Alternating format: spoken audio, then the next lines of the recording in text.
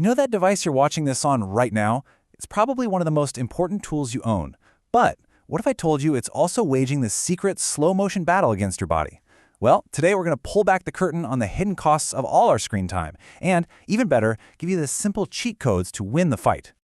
So let me just ask you, straight up, right now, in this moment, how do you feel? Is there a little twinge in your wrist, maybe a knot in your shoulder, or that dull ache behind your eyes that just feels familiar?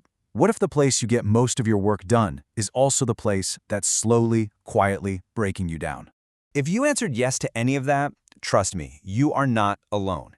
These aren't just random aches and pains. They're actually super common side effects of our digital lives. But here's the good news. They are almost entirely preventable. So let's start with the tools we use the most, our hands. Okay, first up, let's talk about our hands and our wrists. We're diving into something called repetitive strain injury, or RSI for short. You can think of it as a modern problem for one of our most ancient tools, our hands. So what is RSI, really? The best way to think about it is like a slow-motion injury. Every single click, every tap on the keyboard is a tiny bit of stress. By itself, it's nothing, right? But multiply that by thousands and thousands of times a day in and day out, and you get this buildup of damage to the really delicate nerves and tendons in your hands and wrists. And what does that feel like? Well, it can show up as a sharp pain, or maybe a weird numbness or tingling, that pins and needles feeling. Sometimes it's just a general weakness when you try to grip something, or your joints just feel stiff and achy. Does any of that sound familiar? But here's the crucial part. We can absolutely fight back. Prevention is all about making these small, smart adjustments. Like making sure your posture is right so your arms are at a good angle. Using a wrist support to keep everything nice and neutral. Maybe even looking into an ergonomic keyboard that actually fits the shape of your hands. And hey, notice that third point? Take regular breaks.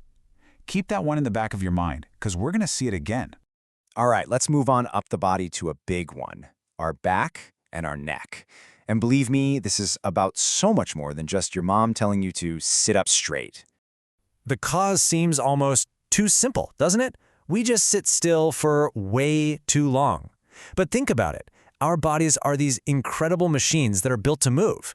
So when we lock them into one position for hours on end, hunched over a screen, we're basically forcing that machine to seize up.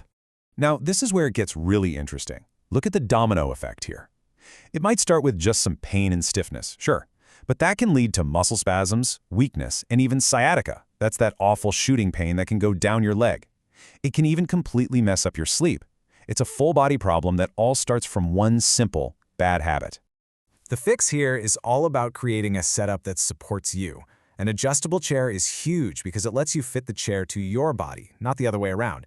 A simple footrest can also take a ton of pressure off your lower back, and, well, look at that. There's that advice again. Take regular breaks. Are you sensing a pattern here? We've talked about different parts of the body, different problems, different tools, but one piece of advice keeps popping up over and over again. It kind of makes you think the most powerful solution to all this might just be the simplest one. Okay, let's zoom in, literally, on our eyes. You know that feeling? It's maybe 4 p.m., and you feel like you can barely even look at your screen anymore? That, my friends, is digital eye strain, and it often brings along its nasty little buddy, the tension headache. And here's what's so important to get. It's not just the screen itself. Yeah, staring at it for hours is the main problem, but your whole environment plays a huge part. Bad lighting that causes glare, reflections bouncing off the screen, even an old flickering monitor can be the real source of the pain. And the effects? It almost feels like your eyes are actively fighting back, doesn't it? You get the headaches, of course, but your vision can start to blur or even go double as the little muscles in your eyes get exhausted. You might even get really sensitive to light. Your eyes are basically screaming, "Enough is enough." So, how do we give our eyes a break? Well, for the third time, our number one weapon is to literally take a break. Just looking away from your screen for 20 seconds every 20 minutes can work wonders. After that, an anti-glare filter is kind of like putting sunglasses on your monitor. And hey, if you're still using one of those big old CRT monitors, upgrading to a modern one is one of the best investments you can make for your health. And of course, make sure you're getting your eyes checked regularly by a pro. Okay, we have covered a lot of ground, from our fingertips all the way up to our eyes. So let's pull all this together into a simple, straightforward plan. Think of this as your personal cheat sheet for feeling way better at your desk. So what is it? What's the one simple, powerful solution to all of this? It's not some fancy gadget you have to buy. It's not a setting you can just change. It's a choice. The single most effective strategy for everything we've talked about is to just take a break. Get up, walk around, look out a window. I know, it sounds too easy, but interrupting that static, frozen posture is the master key. It unlocks a healthier relationship with all your tech. And you can think of it this way. Taking breaks is like the software for your system. It's the new behavior that makes everything run better. This toolkit you see here, that's your hardware. You pair the software, taking breaks, with the right hardware for each specific problem. An ergonomic keyboard for your wrists, a supportive chair for your back, an anti-glare filter for your eyes. When the hardware and the software work together, the whole system just runs smoothly. So I'm going to leave you with this final thought. We've gone over the problems and we've gone over the solutions, but information is pretty useless without action, right?